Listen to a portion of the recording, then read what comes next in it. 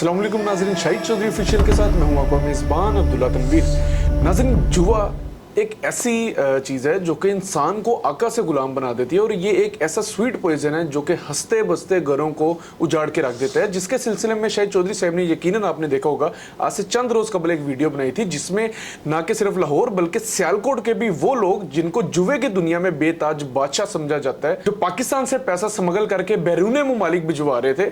और एक ऐप थी जिसको बेटफेयर के नाम से जाना जाता है और कहा जाता है कि इस एप्लीकेशन को मोबाइल में डाउनलोड कर लिया जाता है और हजारों लाखों नहीं बल्कि करोड़ों अरबों रुपए की जो जुआ होता है उसका करवाया जा रहा है। तो मैं चाह रहा था कि इस प्रोग्राम में हम देखते हैं क्या वाकई हमारे जो जिम्मेदारान इदारे हैं इन्होंने इनके खिलाफ एक्शन लिया है और इनके अकॉर्डिंग मजीद क्या पेशरफ्त सामने आई है। इसी सिलसिले में हमारे senior crime analyst Shahid Chaudhary साहब से हम जानेंगे। अस्सलाम वालेकुम सर। वालेकुम अस्सलाम अब्दुल्ला। सर कैसे हैं आप? अल्हम्दुलिल्लाह। अच्छा सर, सबसे पहले तो मैं आपको बहुत ज्यादा अप्रिशिएट करना चाहूंगा और मैं यकीन करें आपके प्रोग्राम में कमेंट्स देख रहा था, लोगों ने बहुत ज्यादा अप्रिशिएट भी किया। और प्रोग्राम से पहले सर मुझे एक बात बताइएगा, लोग ये भी कह रहे थे कि चौधरी साहब क्या आपको डर नहीं लगता, आपने लाहौर में जो बड़े बड़े नामवर जो जुआरिये हैं जिनका आपने नाम लिया, कहा जाता है अंडरवर्ल्ड दुनिया की जुबान में कि ये बहुत बड़े खुंगे हैं, सर आप वाकई घबराए नहीं ये लिस्टें शाया करने से? यार अब्दुल्ला, ये कैसा सवाल आपने किया है। घबराने वाला बंदा ये काम कर ही नहीं सकता। आपको पता है कि ये वो काम है कि इसके लिए आपको जो अगली मंजिलें हैं ना वो इतनी को सरसब्ज हैं और इतनी को ज़बरदस्त है ना कि ये दुनिया की जो टेम्परेरी जो हमारी जो भी मामलात हैं ये हमें नज़र ही नहीं आते। मुझे यकीन है कि हर जानदार चीज़ें जो है ना फना होना है। अब मैं जिस प्लेटफॉर्म पे काम कर रहा हूँ ना ये बड़ा हार्ड है, बड़ा सख्त है ना, कोई भी यूट्यूबर कम से कम इस पे जुर्रत नहीं कर सकता। तो मैंने अलम बुलंद किया है इंशाअल्लाह ताला, और जिस यानी कि बड़ी दयानतदारी के साथ जो मैंने नाम मेंशन किए हैं इस पे इंशाअल्लाह ताला फैसल कामरान जो डीआईजी ऑपरेशन है उनको मैंने प्रोग्राम का भी लिंक भेजा था। जब ये लिस्ट बन रही थी ना तो मैंने फैसल कामरान जो डीआईजी ऑपरेशन है उनको सारी लिस्ट भेजी थी और उन्होंने आगे से कहा था ओके, यानी उन्होंने मैसेज भेजा हुआ है और उसमें यकीनन उन्होंने यही कहा था कि जब ये लिस्ट शाया हो जाएगी इसके बाद एक्शन लिया जाएगा। लेकिन अभी तक जो है ना किसी भी बंदे को जो है ना पुलिस ने गिरफ्तार नहीं किया, कोई गिरफ्तारी अमल में नहीं आई। कोई बंदा जो बेटफेयर पे काम कर रहा है अरबों करोड़ों रुपए की जो हार जीत कर रहे हैं ना, इनको अभी तक पुलिस ने नहीं पूछा और ये बड़ी हैरानगी वाली बात है। सर क्या ये लोग मैं आपकी बात काट रहा हूँ, क्या ये लोग पुलिस से भी ऊपर के लेवल पे चले गए हैं? यार ये लोग जो है ना इतने ताकतवर हो चुके होते हैं कि इनका जो है ना तमाम अदारों के जो बहुत ताकतवर लोग होते हैं ना उनके साथ इनके रवाबत होते हैं। अच्छा। अब जिस वक्त मैंने ये काम किया ना आपको शायद इस चीज का अंदाजा नहीं, ये वो मगरमच्छ हैं जो यकीन करें कि हमारी लाहौर शहर में महंगाई, जो बेरोजगारी है, डकैतियाँ, चोरियाँ, इन सब चीज़ों का मौजब ये बुक मेकर हैं। बेटफेयर जो एप्लीकेशन आई है ना ये दो तारी तलवार है, यानी आप यकीन करो कि हर घर के अंदर जो है ना एक बच्चा जुआरिया बन चुका हुआ है। रीज़न क्या है? रसाई जो है ना बहुत आसान हो गई है बुक मेकरों तक। बच्चे जाते हैं दुकान पे पैसे जमा करवाते हैं, इनको जो है ना एक सॉफ्टवेयर मिल जाता है, इनकी एप्लीकेशन ऑन हो जाती है, ये घर में बैठकर जो है ना मैसेजेस के जरिए जो हार जीत कर लेते हैं। घर वालों के पास बैठ के मैच कर रहे थे और इनको नहीं पता होता, यानी बड़ा सिक्योर जुआ हो रहा है। और ये अगर पुलिस वालों ने एक्शन ना लिया तो यकीन कीजिएगा ये लानत सारे माशरे को बर्बाद करके रख देगी। बिल्कुल सर यही आपकी इस बात से मैं कहना चाह रहा था कि ये नौजवानों में बेटफेयर के हवाले से बहुत ज्यादा रुझान बढ़ रहा है, सर ये कैसे रुक सकता है? यार इसकी जो है ना रोकने की सिर्फ एक ही सूरत हाल है कि जो बुक मेकर है ना जिनके नाम मैंने मेंशन किए हैं, जरूरी नहीं कि वो हतमी नाम है, अदारों को चाहिए। हमने तो एक चीज जो है एक समरी बना के भेज दी ना, हमने तो एक जो है एक नाम जो है उनकी लिस्ट और फहरिस्त बना के अदारों को बता दिया है। अब अदारों का ये काम बनता है, इनमें जो बंदे इनको नजर आते हैं कि ये बंदे वाकई क्रिमिनल हैं, हमने तो हाईलाइट कर दिया उनको, जो क्रिमिनल है इनको 6-6 महीने नजरबंद करें ताकि ये जो सॉफ्टवेयर देते हैं ना बच्चों को, यानी कि दुकान में बच्चा जाकर 20,000 रुपया जमा करवाता है, घर का वो जेवर चोरी करता है, बाहर वो डकैतियां कर रहा है, किसी की चोरी करेगा, चिकारी करेगा, 2 नंबरी करेगा, फ्रॉड करेगा और वो पैसे जाकर जमा करवाता है, चांस लेता है। और ये चांस जो है ना क्राइम के बढ़ाव में सबसे ज्यादा जो है इसका मौसर किरदार है। और अगर ये बेटफेयर के बड़े जो मगरमच्छ हैं अगर इनको काबू ना किया गया तो मेरा ख्याल है हमारा नौजवान बर्बाद और तबाह हो जाएगा। बिल्कुल सर। अच्छा सर, आप प्रोग्राम में तो एक तरफ आप कह रहे हैं कि इनको पकड़ लेना चाहिए बल्कि 6-6 माह तक इनको नजरें बंद किया जाना चाहिए, सर दूसरी तरफ जो रेस क्लब में जुआ हो रहा है सरेआम, बल्कि वहां पे लाखों करोड़ों नहीं बल्कि सर अरबों खरबों की गेम चल रही है, वहां पे रोज में नई से नई बेट्स लग रही है वहां पे, सर उसके हवाले से आप क्या कहना चाहेंगे? वहां पे पुलिस का ध्यान नहीं जा रहा?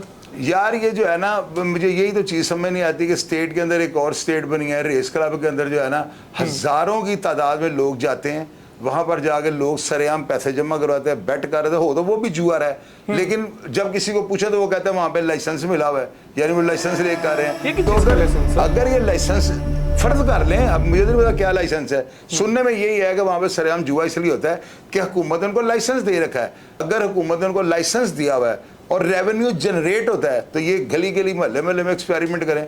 ये जो बुक मेकर हैं, जो बेटफेयर पे काम कर रहे हैं, इनको भी सॉफ्टवेयर दे दें, इनको भी लाइसेंस दे दें। देखें ना, अगर आपको फायदा है और आपको अंदाजा है कि इससे जो है ना रेवेन्यू जनरेट होगा, गवर्नमेंट जो अमीर हो जाएगी, तो लोगों को लाइसेंस दें।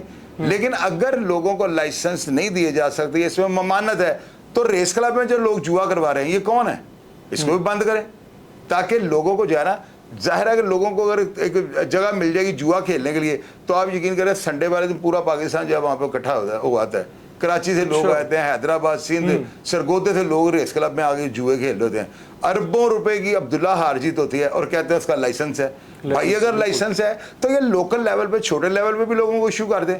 ये हाजी नासिर जितना बड़ा बुक मेकर है, बड़े बड़े बुक मेकर है लाहौर में जो है ना, मैं 25-30 ऐसे बुक मेकरों के नाम जो है ना गवर्नमेंट ऑफ पाकिस्तान को बता सकता हूँ कि अगर इनको लाइसेंस दिया जाए तो मेरा ख्याल है ये पाकिस्तान का कर्जा उतार देंगे साल 2 साल में।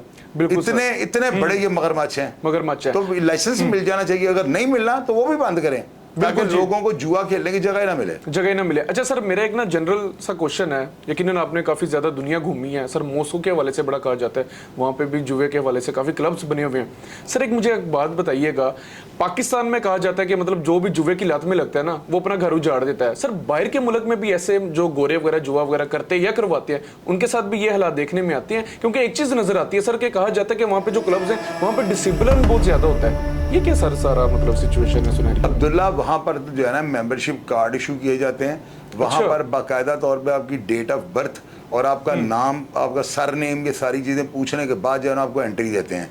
अगर किसी भी क्लब में आप रूल्स एंड रेगुलेशन की खिलाफवर्जी करते हैं, कोई 2 नंबरी करते हैं, तो आपको क्लबों के अंदर बैन कर दिया जाता है। यानी कि कोई भी नॉन रजिस्टर्ड आदमी अंदर एंटर नहीं हो सकता। रोलेट मशीनें लगी होती हैं, मैंने इंग्लैंड में देखा है, बड़े ममालिक के अंदर मैंने विजिट किया और हर मुल्क के अंदर मैंने ये नोट किया है कि वहाँ पर जो है ना, आप डिसिप्लिन की बात कर रहे हैं, 5 गाला क्लब है वहाँ पे रेनबो है, वहाँ पर जो है ना जो ब्रॉडवे कसिनो है, बहुत बड़ा कसिनो अजवा रोड पे, तो वहाँ पे मैंने देखा है 500-500 हज़ार बंदा क्लब के अंदर ऐसे लग रहा है जैसे लोग गूंगे हैं।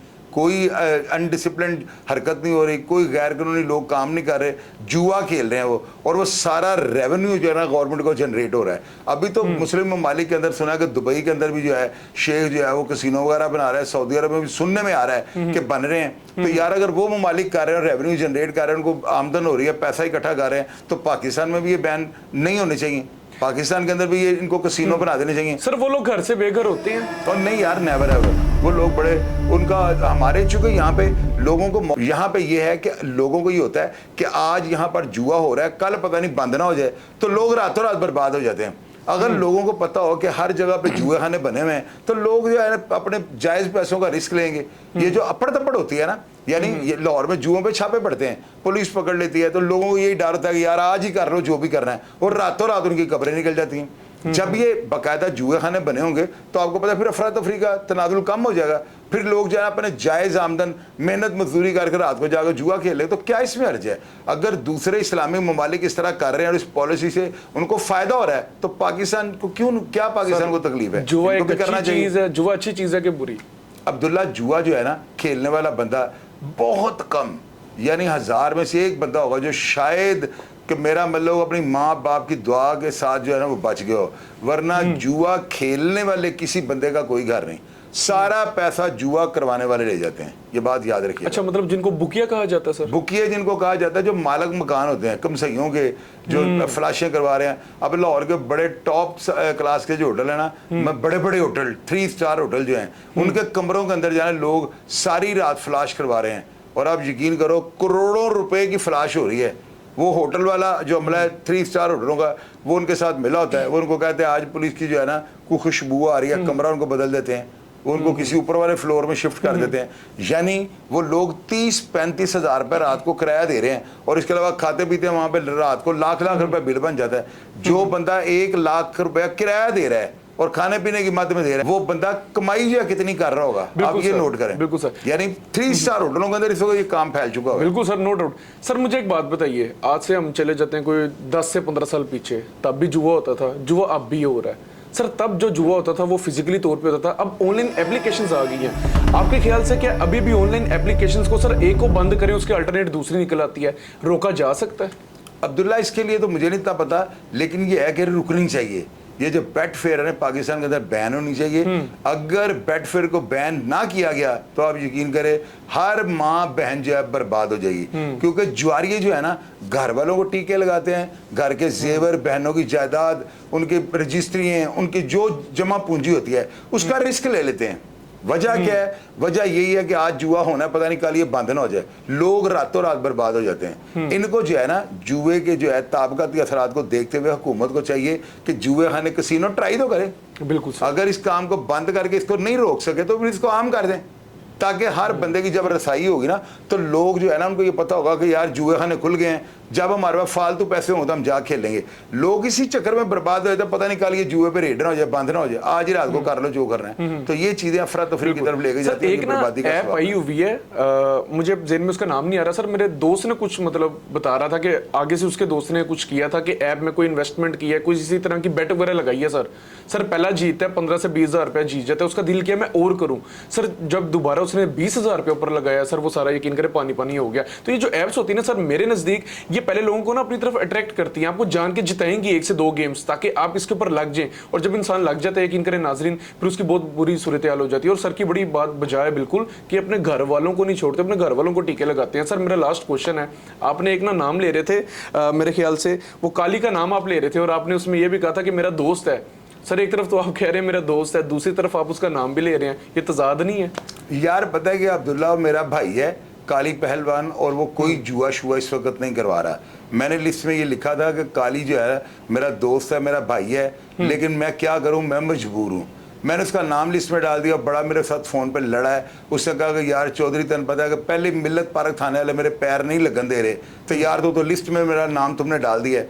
मैंने उसको कहा, मैंने कहा भलवान जी मैं ताड़ी तबीयत और मिजाज में समझते हैं ना, मैंने ये सोचा था कि अगर काली पहलवान का, क्योंकि एक टाइम पर उसका जो है तूती बोला है लाहौर शहर में नहीं पूरे पाकिस्तान में जुए के वाले से एक टाइम पे, अभी इसने काम छोड़ दिया हुआ है।